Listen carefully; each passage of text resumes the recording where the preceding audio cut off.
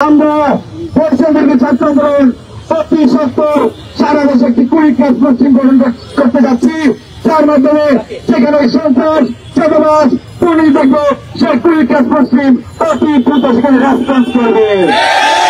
সহযোদ্ধারা আপনারা বলতে আছেন বৈষম্য বিরোধী ছাত্র আন্দোলন একটি গণঅভ্যুত্থানের নেতৃত্ব দিয়েছে।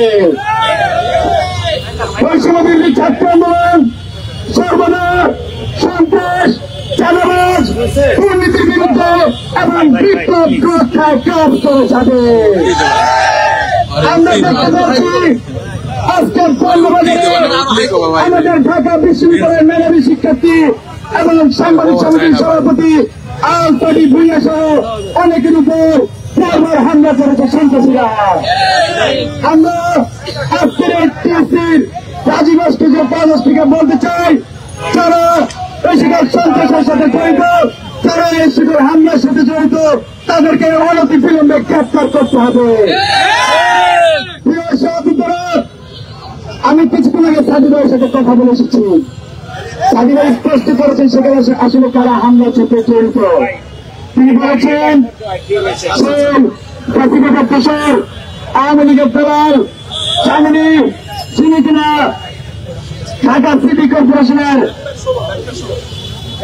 বহিষ্কৃত কাউন্সিলর শেখ সামিনী এবং তার সাথে যোগ দিয়েছে এই শাহবাগ থানার এক বিএনপি নেতা, তার নাম স্বপন।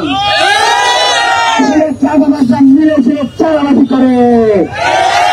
এই স্বপন এবং চামিনীকে অনতি বিলম্বে গ্রেফতার করতে হবে। বৈষম্য বিরোধী ছাত্র আন্দোলন আপনারা দেখেছেন শেখের বিরুদ্ধে রক্ত দিয়েছে, আর এসব চাঁদাবাজকে রুটি দিতে আমাদের 3 মিনিট সময় লাগবে না।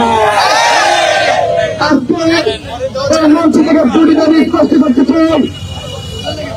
1 নম্বরে যারা আজকের রক্তের জন্য হামলার সাথে জড়িত ছিল তাদেরকে অনতি বিলম্বে গ্রেফতার করতে হবে।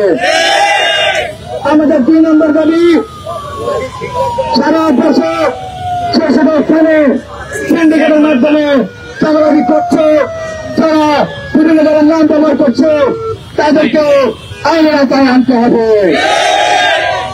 প্রিয় সহযোদ্ধারা, বৈষম্য বিরোধী ছাত্র আন্দোলন আগামী দিনে সন্ত্রাস চাঁদাবাজ দুর্নীতির বিরুদ্ধে একসাথে কাজ করে যাবে। আমরা বৈষম্য বিরোধী ছাত্র আন্দোলন অতি সত্তর সারা দেশে একটি কুইক রেসপন্স টিম গঠন করতে যাচ্ছি, যার মাধ্যমে সেখানে সন্ত্রাস চাঁদাবাজ পুলিশ দেখবো সেই কুইক রেসপন্স টিম অতি দ্রুত সেখানে রেসপন্স করবে।